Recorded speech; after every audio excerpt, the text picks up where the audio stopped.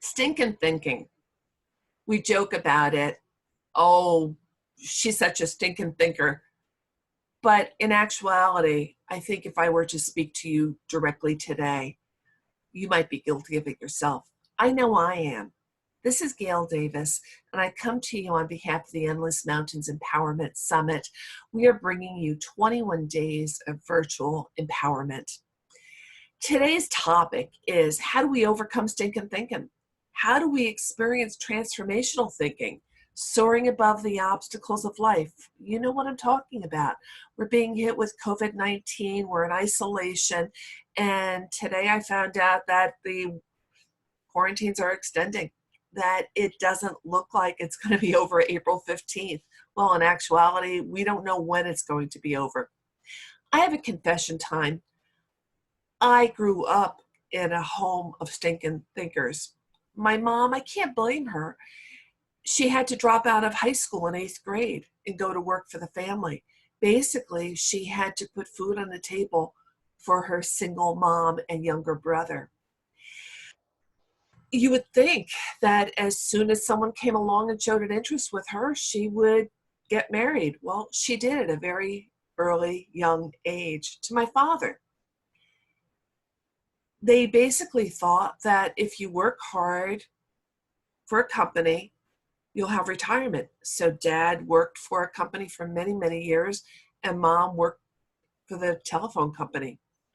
But they really didn't see the possibilities. They couldn't expand their thinking because they were stuck in a rut. I grew up in a home of stinking thinkers. What ended up happening was I went off to college, despite me being told I wasn't college material. I majored in biology, minored in art, finished up, did some grad school, met my husband, got married, 3 wonderful children. Yes, this picture is a little old. It's before my hair started to gray. Well, rather, it's covered up right now. But needless to say, I was blessed. But you see, the self-talk, the negative Nellie self-talk, the stinking thinking self-talk was still coming to play. At one point, I wanted to start a little home-based business side gig because we were working in a not-for-profit and it meant not-for-profit. And my mom basically said to me, you can never make any money doing that, because she did Avon and all she made was $16. So I really had to come face to face with my goals. Why have goals if you can't do anything with it? Why dream if you're going to be stuck in a rut? What's the purpose of it all? But I did marry. I did have 3 wonderful children. I worked for a not-for-profit, and I knew I needed to change because I always thought that great Aunt Tilly would leave me a fortune one day, but I didn't have a great Aunt Tilly. So I had no retirement, no pension, no 401k. And for things to change, I had to change. I had to come face to face with what was I going to do? Well, I guess you could say it was divine appointment time. I started a business. I stepped out in faith. I really believe that God brought it in my life, and it started to do so well. But life throws curveballs. Mom's health took a dip. She needed aortic valve replacement, and then from that day on, she started to see little imaginary creatures in her brain due to lack of oxygen, suffered dementia. Dad, he needed 5 stints. He actually drove himself to the hospital with a heart attack. He was living in Pennsylvania at the time. I was living in the Hudson Valley of New York. He called me up from the hospital to say, I think you need to come to PA to care for Mom because I'm having a heart attack. I needed to take a breath, and I did. And through that all, I was able to really, I guess you could say, reflect on what was important. And I dove into changing my thinking and changing my attitude. And for things to change, I must change. Things were doing so well. So well, in fact, that I was out in Las Vegas at a conference speaking to 5,000 people. I had won some prizes, awards, a car, because our little home-based side gig was exploding. Basically, I was a health and wellness coach, and I was coaching families, and I was coaching teams, and it was just exploding. So here I'm in Las Vegas, and I get a phone call from my husband. Now, I had positioned it all, I thought, to work. Tom was in Pennsylvania overseeing my parents. He was going to make sure everything was okay because mom was a little daffy with having had her surgery. Dad was feeling a little down and it was having some complications. He had a sore throat and earache, and he had gone to the doctor for a checkup. I thought everything was okay. Tom was with my parents. So here I am with 5,000 people. One day I'm on stage, the next day I'm accepting these awards, trophies, you name it, you can imagine it. And I get the phone call, and I call it the phone call that changed my life. Honey, my husband said, we have a problem. Houston, we have a problem. I wanted to know more. He said, your father's test results have come back, and he does have throat cancer. And they're going to have to start radiation. They're going to start it next week. So when you get back from Las Vegas, you've got to move in with mom and dad and bring him up an hour away to New York for radiation every day for 7 weeks. So here my business has exploded. I've also earned a trip to Cancun or the Mayan Riviera, and it's going to be happening in a few months. It was booming. And now all of a sudden, kabosh, I've got to move in with mom and dad. And then he goes on and he says, there's another problem. I thought, how many problems do we have here? He said, your mom really got out of control. She fired the home health aides. Your father just couldn't handle it anymore. He drove her to the hospital and said, you can keep her. I said, say what? He drove her to the hospital and said, you can keep her. Well, the thing was, they were living in a small town in Northeast Pennsylvania. Everybody knew each other. And I had previously talked to the hospital discharge planner about possible nursing home placement for mom because she really was out of it. She was a fall risk. Every week she would fall and the ambulance would have to come with the stretchers and the workers to try to lift her back up into bed. It was just getting out of hand. So here mom's in the hospital. Dad is about to go through radiation. And then my husband said, wait, there's more. Lydia, our middle child, was on an award-winning basketball team in Hudson Valley. And what ended up happening was a player fell on top of her during summer practice, revving up for the season. It's August. Remember, I'm at a conference and everything's going on. And fell on her, and she needed ACL and meniscus surgery. She tore her ACL and meniscus. Here she was on this award-winning basketball team. She was also playing volleyball at the time. She was the captain of the volleyball team, and because of her height and her ability, she was the #2 blocker in New York State. As a mom, I had thought she'd be getting some sports scholarships for college. She was in her senior year. That went kibosh. And then my husband said, wait, there's more. Hannah, my youngest, our youngest, had about 6 months prior a head injury. She fainted in the shower, hit her head, developed pneumonia and other things. And she, we thought, was on the upswing. But at this point, her headaches were still there, her confusion was still there, her auditory sensory perception was still very exacerbated. And basically she had had a traumatic brain injury, and she was going to need to go for cognitive speech therapy to relearn a lot of skills. Here she's going into her junior year of high school. So I'm in Las Vegas getting this whole barrage of problems. I was in a fog. I came home, I flew home, and I didn't know what to do. The whole world was tumbling down around me. But then again, I think maybe you can relate because we have COVID-19 right now, and maybe your whole world is tumbling around you. I had to do an attitude check. I had a choice. Was I going to live in a funk? Was I going to hibernate and die? Or was I going to soar above it? And as I started to do an attitude check, I realized that I had tremendous assets, talents, and abilities. I had to move to Northeast Pennsylvania to move with mom and dad to oversee dad's radiation and mom's nursing home placement.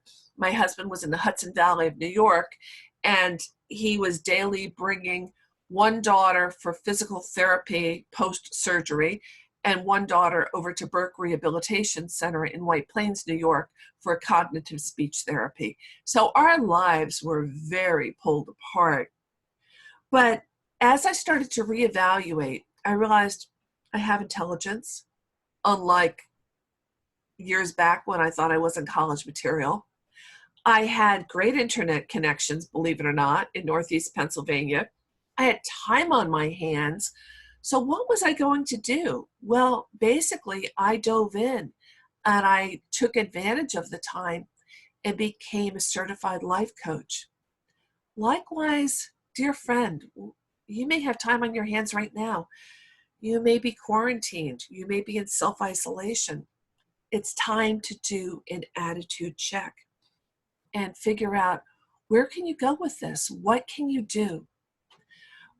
Again, I could have hibernated, or I could soar above the obstacles. Well, it's a choice. And my choice was I was going to soar. So how are you seeing this situation you're in right now? What is your perspective on it? Is the glass half empty or half full? How you look at it can frame your whole situation, how you see something. Attitude really is a choice, and you have a choice today. Likewise, I had a choice several years ago. Was I going to take it and run with it and really become the best I could, or was I going to hibernate and curl up? Well, some science. You might have heard of neuroplasticity. Well, basically, neuroplasticity is the brain's ability to change. Years back, we thought that the brain was steadfast and stayed, and it couldn't mold or couldn't be malleable. And if you had a brain injury, well, you had a brain injury, and that was the way it was going to be for the rest of your life. Well, I have seen firsthand how the brain can change. My daughter had a brain injury. Through cognitive speech therapy and relearning and neuroplasticity, she was able to heal her brain with the help of science and most of all with the help of God. So the brain can change. Well, there was a study done in England. It was with taxi drivers, and they discovered that the taxi drivers, I've never been to London, but I've heard that it's like a Byzantine maze, the road system in London. And the taxi drivers had to retain and understand how the road systems were to be able to get from point A to point B. Well, what ended up happening was, as they started to do studies on these taxi drivers, they discovered that the hippocampus grew larger and larger. So taxi drivers in London have a larger hippocampus, a part of the brain for spatial reasoning. Not to say you have to have a large hippocampus to be a taxi driver, but the brain can adapt and change. The other thing that scientists have discovered is your attitude affects your health. Some studies have been done with DNA and has shown positivity, a positive outlook, can affect your genetic material. Likewise, negative Nellie self-talk, toxic thinking can cause illness. How appropriate right now It's very important that we keep our immune systems up to snuff, up to par. We can turn on certain genes by the way we're thinking, by our attitude. The other thing scientists have discovered is attitude is contagious. Makes total sense. Imagine a waiting room at an airport. Everything's calm and collect, and all of a sudden someone starts pacing back and forth and looking at his watch, or just getting very anxious. What's going to happen is other people in that waiting room get anxious too. It spreads. It's contagious, just like a virus. If you come in with a positive, upbeat attitude, seeing the glass as half full versus empty, guess what? You're going to be really affecting change in your family, in your community, on the internet. Instead of kvetching and complaining, you're going to be blessing and offering gratitude. So, the secrets of change, some application right now. Basically, as we're dealing with this, as we're talking about negative Nellie self-talk, as we're talking about stinking thinking, happiness is when what you think, what you say, and what you do are in harmony. The secrets of change. So I'm going to give you a few things to think about. Let's think and retrain, reframe the way we look at everything. Let's look at it from a different perspective. There was another study done with Tetris. Tetris is a computer game where all these different colors and squares and shapes or whatever are filling. I've never played Tetris, but my husband has. And what scientists discovered is that after playing Tetris for a full weekend, the students in the study basically started to see life through the eyes of a Tetris player and literally would rearrange things on shelves and would organize according to the Tetris images that were ingrained in their brain. Well, if we start to see opportunities and we start to train ourselves to see opportunities, guess what? There's going to be opportunities. This morning, as I'm sitting having my quiet time, I'm writing down some things that I'd like to achieve this month. I'm going to be self-isolating for this month. What am I going to do for the next 30 days that can change the rest of my life? I love this. Hey girl, would you talk to me the way you talk to yourself? Didn't think so. We ladies talk to ourselves negatively. Oh, look at your hair, look at your gray hair coming out. Oh, you're not qualified. The self-talk, negative Nellie stuff. It's time to really get a grip on that and come at it with the glass half full. I am special, I am talented, I am able to learn, and I'm going to rock this and I'm going to soar. So what are some ways we can soar through this and transform our thinking? Well, the first way is brain food. What are you feeding your brain? What's going in? What are you drinking? Right now I'm drinking lots of water. What are you watching? What you think you are, what you think you become. If I'm watching the news every minute of the day, that's just so toxic. So whether it be the thoughts that you're feeding yourself, the news that you're feeding yourself, or the food that you're feeding yourself. And let's talk about that for a moment. It's just so ironic that as you go shopping right now on the supermarket shelves, all the meat is gone. Well, what's there? The fruits and vegetables. And guess what? That's what we should be feeding ourselves. The healthy food right now, the antioxidants, the anti-inflammatories, the immune building. And I could go on and talk to you about nutritional supplementation, but that's a whole other story. We need to be feeding ourselves not only healthy food, but healthy thoughts. Our brain needs nourishment. Likewise, we need social connection. And it's really hard right now to spend time with others. But I really thank God for this 21 days of virtual empowerment, that we're connecting up with each other during this time. May I encourage you to reach out to your friends. May I encourage you to find creative ways to spend time with others. It might be as simple as picking up the phone and spend time reflecting. This is a wonderful time to really do a self-examination. For things to change, I must change. What do I need to change about myself? Spend time with yourself. Don't be afraid of it. I'm enjoying right now just writing and doing some brain dumps as to things I'd like to see different in this upcoming year. Well, you may be wondering about the rest of the story. My daughters, Lydia and Hannah. So the tall one on the right is the basketball player. She went through a horrific senior year with torn ACL meniscus. She was sidelined. She couldn't play on the team, the basketball team that went to state finals and became #1 in New York State. But she was there supporting the team. And she was able to reframe the whole situation and look at it and grow in different areas. She then went on to college and became a physical ed and health teacher. And now she's doing student ministries because she knows basketball, she knows sports, she knows adversity, and she really knows how to overcome. My younger one, the one on the left, is the one with the head injury.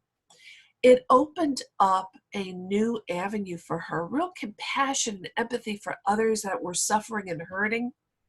Hannah has gone on now. She did graduate from college, magna cum laude. She's now in grad school, and she's studying ministry so that she can minister to others. So adversity, they were able to triumph over, grow through it, and really become courageous, strong individuals. Well, what about you? What are you seeing right now? Are you seeing all these roadblocks, all these obstacles, all these self-isolation signs? We need to really look ahead and see what's behind this. And there's something special in store for you out there. And when we get through this, you can be a stronger, more courageous individual. And you're going to look back, and this is going to be a story for you to tell your children, your children's children, future generations, of how you overcame adversity. You triumphed over it. You got rid of the stinking thinking, and you were able to excel. You are today where your thoughts have brought you. You'll be tomorrow where your thoughts take you. You can't live a positive day, positive life with a negative mind. Don't let negative and toxic people rent space in your head. Raise the rent and kick them out. I could go on with all these motivational tidbits and quotes, but dear sister, you know what I'm talking about. It's your choice today. Attitude is a choice. Are you going to choose to live in a rut and hibernate and just curl up? Or are you going to soar above it? I know what I'm going to do, and I hope you do the same. There are people that would love to have your bad days. Stay grateful.